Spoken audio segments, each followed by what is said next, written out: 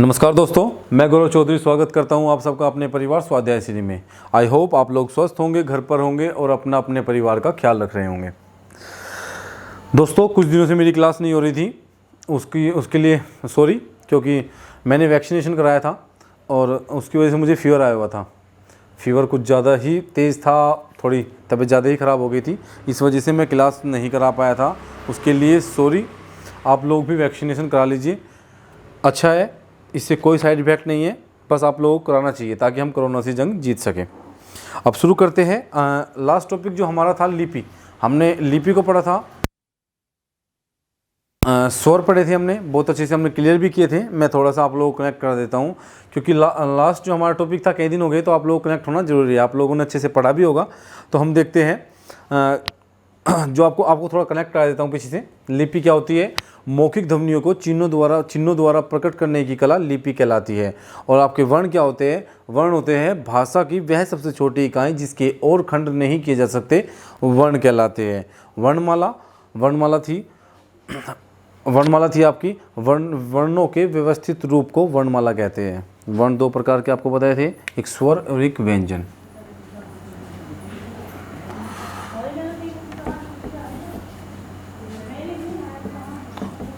वर्ण दो प्रकार के बताए थे, एक स्वर और एक व्यंजन। स्वर, व्यंजन। और आप लोगों ने अच्छे से उसे पढ़ भी लिया होगा। स्वर हमने अच्छे से उस दिन क्लियर कर लिया था। अब हमारा जो नेक्स्ट टॉपिक होगा वो व्यंजन होगा, ठीक है। तो आज हम देखते हैं व्यंजन क्या होता है। स्वर अच्छे से आपको समझा दिया गया था। स्वर था आपका, थोड़ा कनेक्ट कर देता हूँ मैं आपको। स्वर एक स्वतंत्र ध्वनि होती है। स्वर एक स्वतंत्र ध्वनि होती है जिसका उच्चारण करते समय किसी की सहायता लेने की आवश्यकता नहीं होती। लेकिन दूसरी तरफ व्यंजन का उच्चारण स्वतंत्र रूप से नहीं होता है। इनके उच्चारण करने के लिए हमें स्वर की सहायता लेनी होती है। आज हमारा टॉपिक होगा व्यंजन, तो हम अच्छे से व्यंजन को क्लियर करेंगे। आप लोग कॉपी और पेन अपने पास रखिए, अच्छे से नोट करिए और जितना भी हो सकता है साथ साथ याद करिए। साथ साथ का मतलब है अभी याद करने मत बैठ जाइए, नोट करने के बाद याद करिए। और साथ साथ याद करोगे तो ज़्यादा आसान होगा, सब कुछ क्लियर हो जाएगा। आज का हमारा टॉपिक होगा व्यंजन।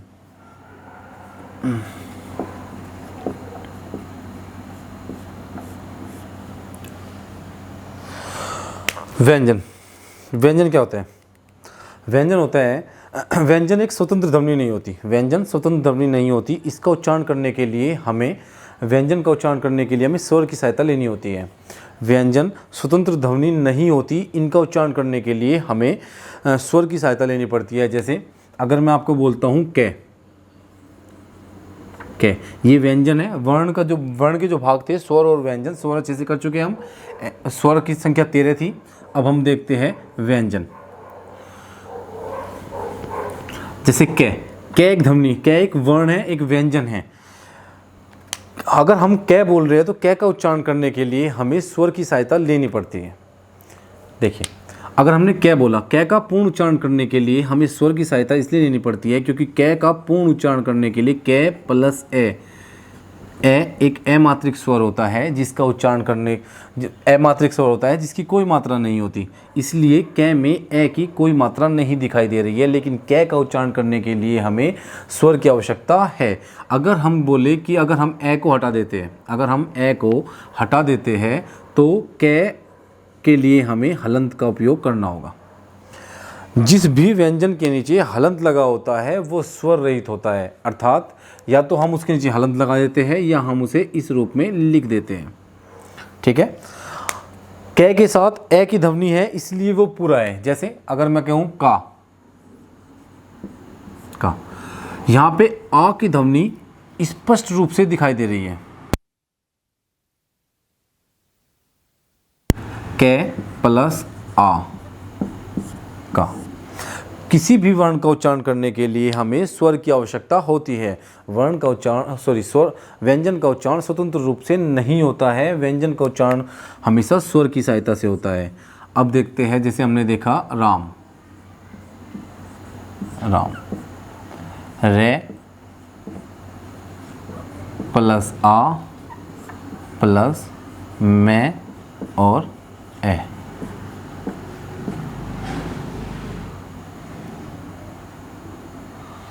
ठीक है, स्वर हो गया, ये भी स्वर है। ए की कोई मात्रा नहीं होती, इसलिए वो अमात्रिक होता है, इसलिए राम में ए की मात्रा नहीं है, लेकिन आ की अपनी मात्रा होती है। आ की मात्रा हमें स्पष्ट रूप से दिखाई दे रही है, लेकिन हमें राम को पूरा अच्छी तरह से उच्चारित करने के लिए हमें स्वर की सहायता होती है। जैसे राम को उच्चारण करने के लिए हमें रे आ जो स्वर है, मैं और मैं के आगे ए जो हमें नहीं दिखाई देता क्योंकि इसकी कोई मात्रा नहीं होती। ध्वनि होती है जो अगर हम बोलते हैं राम, एक हल्की सी साउंड आएगी ए की भी, अगर ध्यान से आप लोग उसे बोलोगे। ठीक है,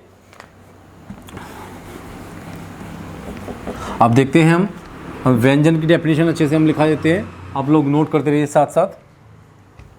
व्यंजन,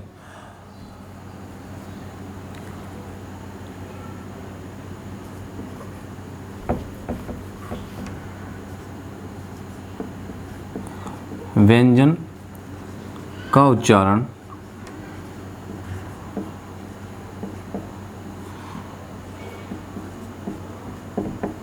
स्वतंत्र रूप से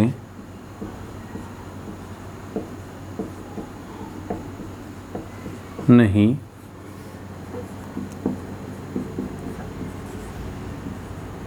होता है। व्यंजन का उच्चारण स्वतंत्र रूप से नहीं होता है, इनका उच्चारण करने के लिए इनका उच्चारण करने के लिए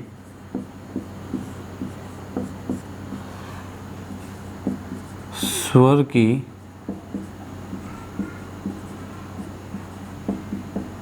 सहायता लेनी होती है। व्यंजन वह ध्वनि है जिसका उच्चारण करने के लिए हमें स्वर की सहायता लेनी होती है, अर्थात व्यंजन ऐसी ध्वनियाँ हैं जिनका उच्चारण करते समय हमें स्वर की सहायता लेनी होती है, ये स्वतंत्र ध्वनियाँ नहीं होती। आपसे एग्ज़ाम में क्वेश्चन इसी तरह बनता है कि इनमें से किसका उच्चारण स्वतंत्र रूप से नहीं होता या स्वतंत्र रूप से होता है। अगर आपसे पूछा जाता है कि इनमें से किसका उच्चारण स्वतंत्र रूप से नहीं होता, जैसे आपको बोल दिया स्वर, एक तरफ स्वर लिख दिया, एक तरफ लिख दिया व्यंजन। ठीक है, तो वे ध्वनियाँ जिनका उच्चारण स्वतंत्र रूप से नहीं होता, जिनके उच्चारण में किसी की सहायता लेनी होती है, अर्थात स्वर की सहायता लेनी होती है। जैसे व्यंजन के उच्चारण में स्वर की सहायता लेनी होती है।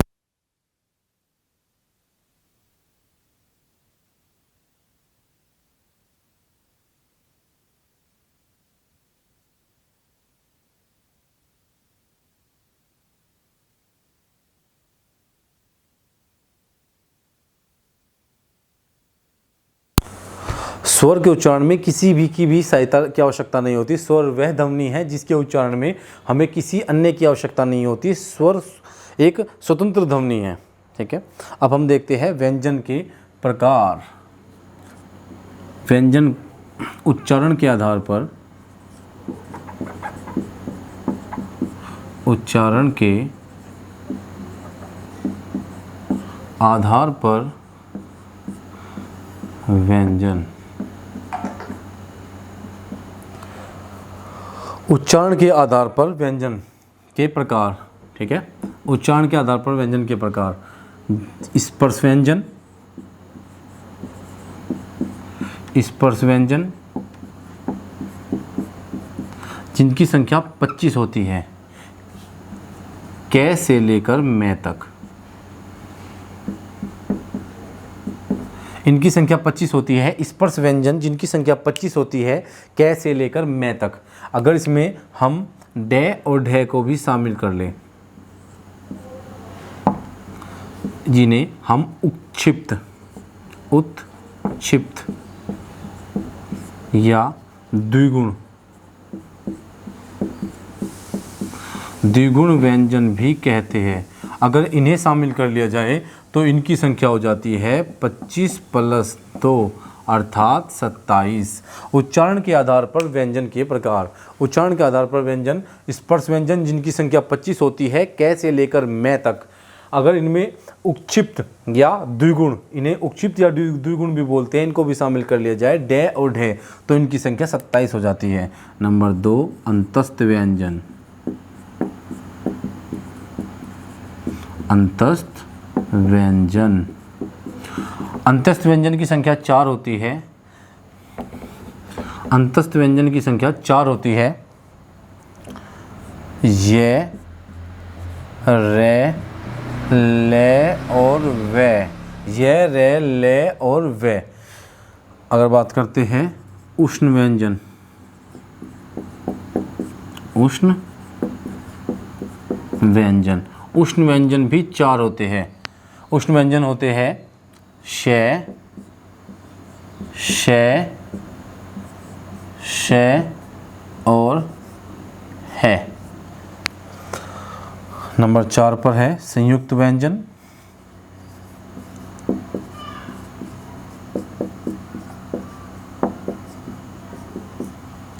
संयुक्त व्यंजन की संख्या भी 4 होती है, जिसमें आपके होते हैं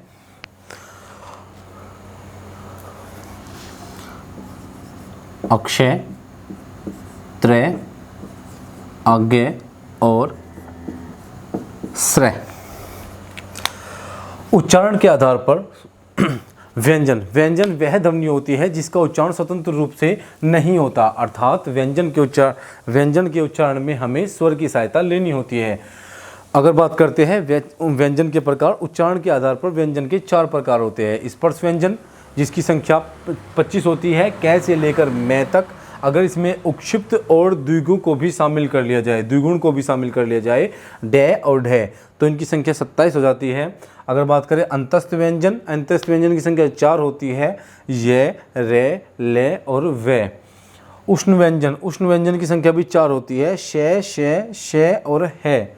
अगर बात करते हैं हम संयुक्त व्यंजन, संयुक्त व्यंजन की संख्या 4 होती है। अक्षय, त्रय, अज्ञेय और श्रेय।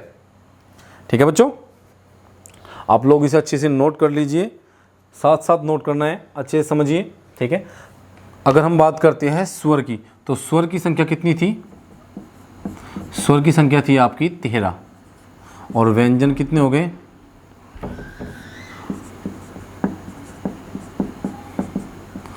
39। कितने हो गए? 52।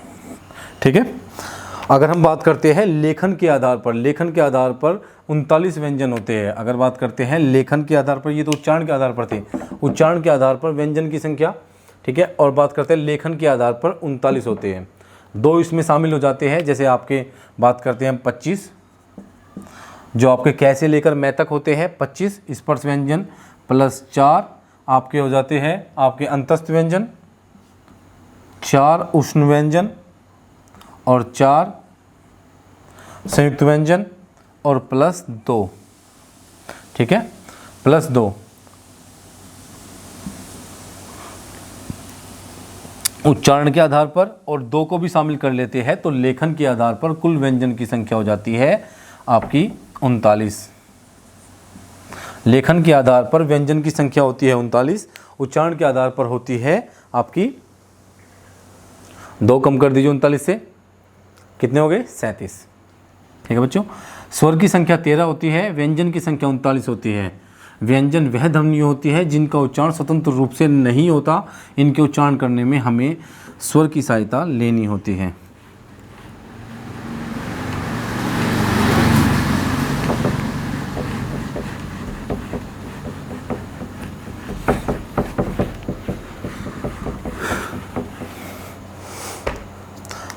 व्यंजन कितने प्रकार के बजाय उच्चारण के आधार पर कितने प्रकार के बताए हैं? 4 प्रकार के, जिसमें आपका था स्पर्श व्यंजन, कैसे लेकर मैं तक 25, अंतस्थ, उष्ण और संयुक्त व्यंजन। अगर हम सबसे पहले हम बात करते हैं आपके अंतस्थ व्यंजन की।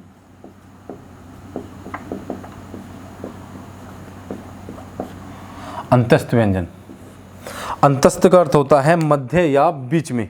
अंतस्थ का अर्थ होता है मध्य या बीच में। ठीक है, अंतस्थ व्यंजन का उच्चारण आपके संयुक्त व्यंजन, आपके स्पर्श व्यंजन, स्पर्श व्यंजन, स्पर्श व्यंजन और उष्ण व्यंजन।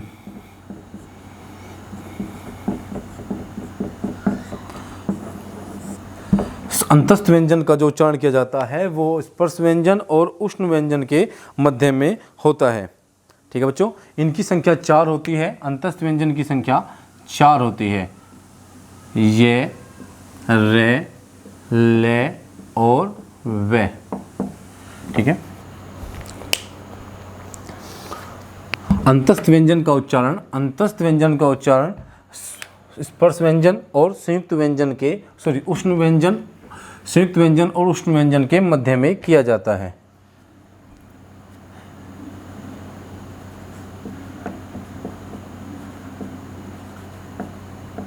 अंतस्थ व्यंजन का उच्चारण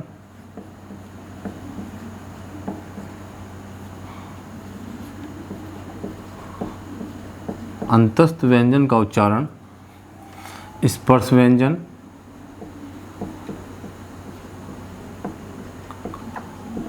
अंतस्थ व्यंजन और उष्ण व्यंजन के मध्य होता है।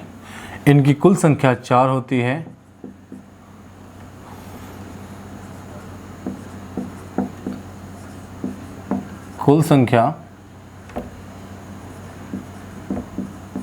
इनकी कुल संख्या 4 होती है। ये, रे,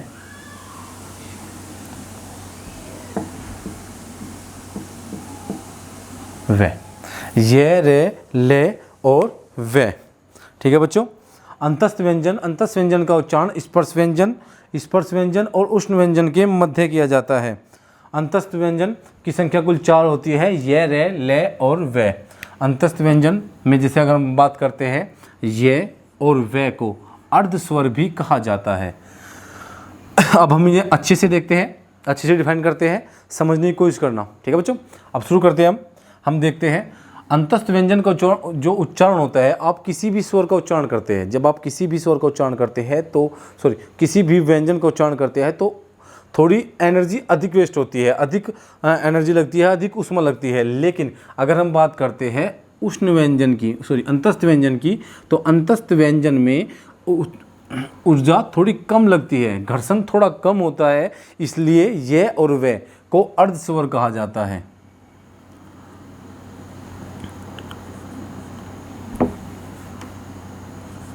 ये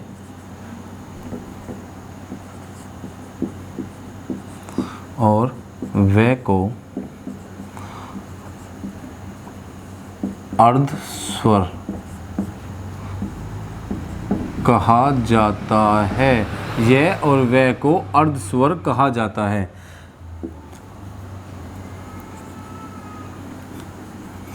ये और वे का उच्चारण स्वर की तरह होता है। इनका उच्चारण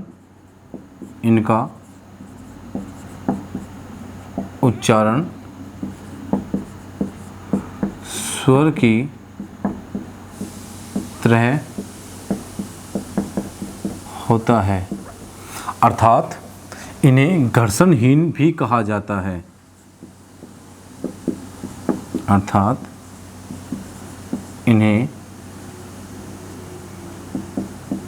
घर्षणहीन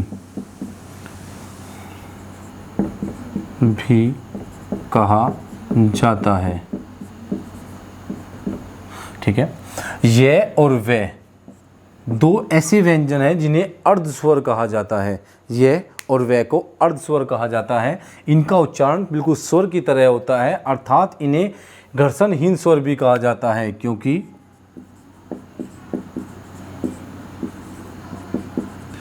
इनके उच्चारण में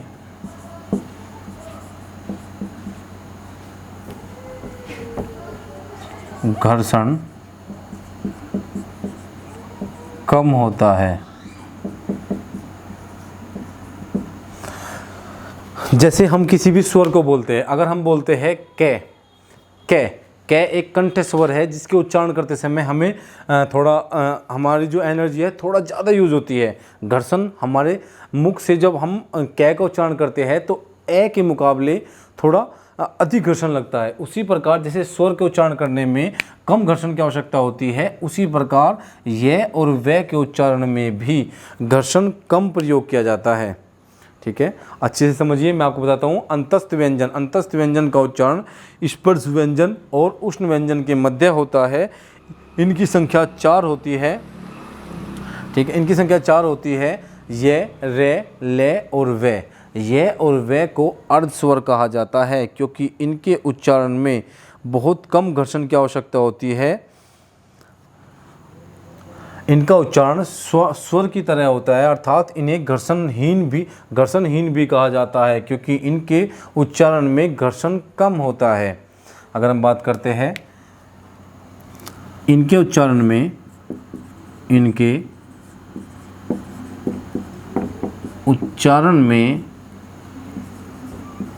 कम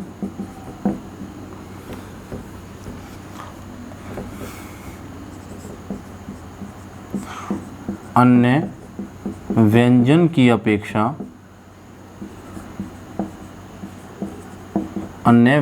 अपेक्षा कम वायु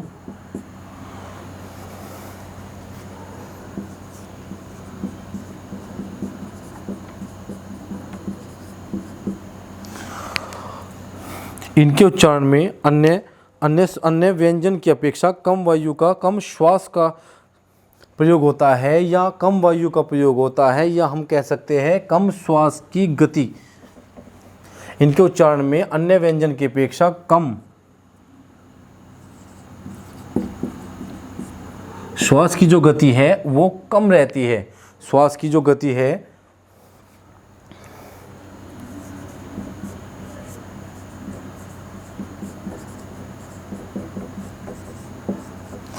इसी कारण इनमें जो घर्षण होता है वो बहुत कम होता है, ठीक है।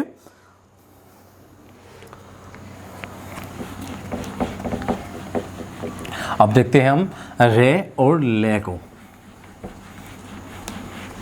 रे और ले, रे को लुंठित स्वर भी कहा जाता है, लुंठित या प्रकंपित स्वर भी कहा जाता है। अब बचे हुए रे और ले।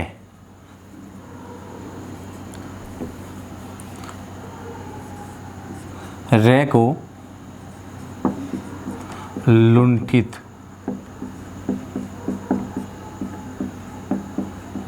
व्यंजन या प्रकंपित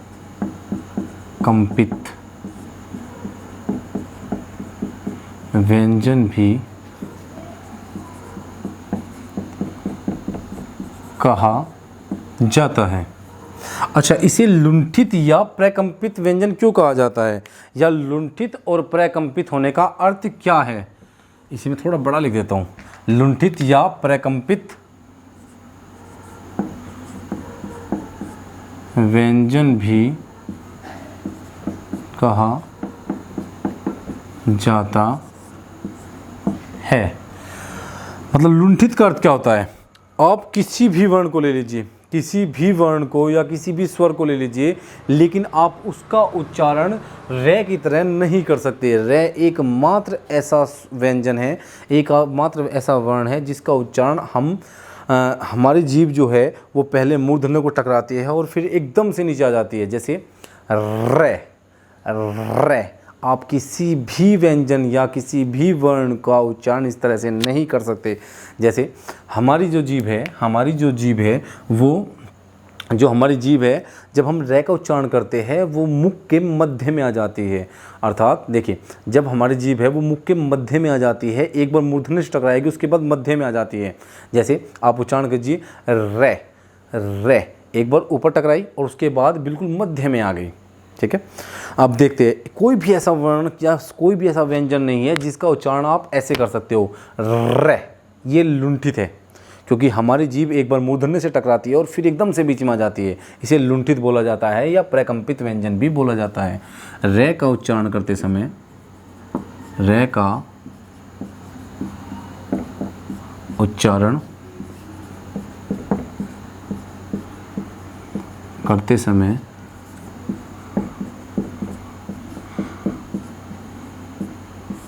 हमारी जीभ मुख के हमारी जीभ मूर्धन्य से टकराकर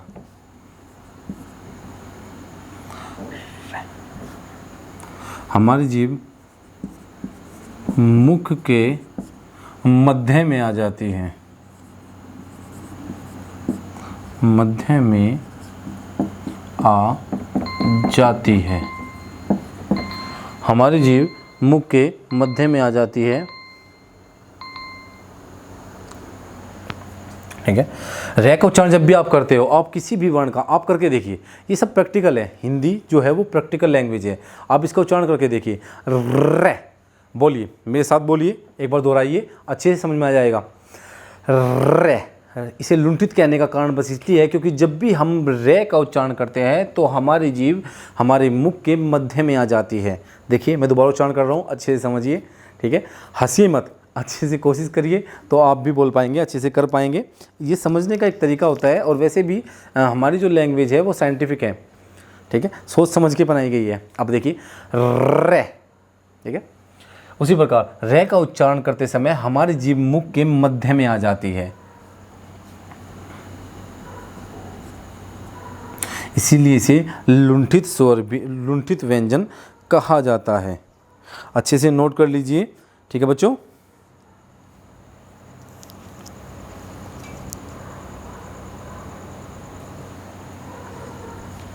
रे का उच्चारण करते समय हमारी जीभ मुख के मध्य में आ जाती है। आप लोगों को अच्छे से समझाना चाहिए, मध्य में आ जाती है और झटके से आगे पीछे होती है। देखिए लिख देता हूँ मैं, झटके से आगे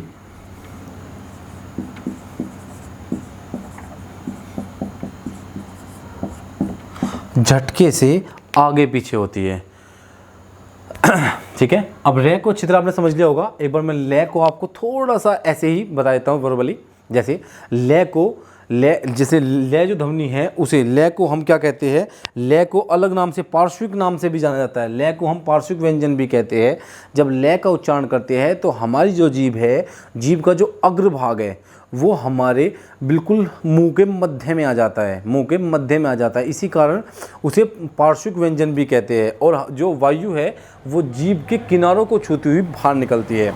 जब भी ले का उच्चारण करते हैं तो ले का उच्चारण करते समय हमारी जीभ हमारे मुख के, जीभ का जो अगला हिस्सा है वो हमारे मुख के मध्य में आ जाता है, ठीक है। और जब हम ले का उच्चारण करते हैं, जीभ का अगला हिस्सा मध्य में आ गया तो हमारी जो जीभ है साइड से, इधर से किनारे, जिसे पार्श्व बोलते हैं, पार्श्व से हमारी हवा जो, जब हम ले का उच्चारण करते हैं तो वायु तो बाहर निकलेगी, तभी तो हम ले का उच्चारण कर पाते हैं, तो यहाँ से बाहर निकलती है, ठीक है। ले ले ले, जब हम ले का उच्चारण करते हैं तो हमारी जीभ मुख के मध्य में होती है। जो जीभ का अगला भाग है वो मुख के मध्य में होता है। और जब हम ले का उच्चारण करते हैं वायु हमारे दो जीभ के दोनों किनारों को छूती हुई बाहर निकलती है, इसलिए इसे पार्श्विक व्यंजन भी कहा जाता है। रे को आप समझ चुके होंगे। रे का उच्चारण करते समय हमारी जीभ मध्य में, मुख के मध्य में आ जाती है, पूरी जीभ मुख के मध्य में, और झटके से आगे पीछे होती है, जैसे रे, ठीक है। किसी भी व्यंजन का उच्चारण आप ऐसे नहीं कर सकते। रे करके देखिए अच्छे से, और ले का भी उच्चारण करके देखिए। रे को आपको, ले को लुंठित या प्रकंपित व्यंजन कहा जाता है, जबकि ले को पार्श्विक कहा जाता है। इससे आगे का टॉपिक हम कल करेंगे। आज हमने रे को बहुत अच्छे से समझ लिया है, अगर हम इससे आगे देखते हैं तो वो हम कल करेंगे, ठीक है बच्चों। दोस्तों कल का टॉपिक हमारा इससे ही होगा। इससे जो आगे हम ले को अच्छे से डिफाइन करेंगे, आपको नोट कराएंगे। आज के लिए इतना ही रखते हैं। अपना ख्याल रखना, अपना और अपने परिवार का। आज के लिए धन्यवाद।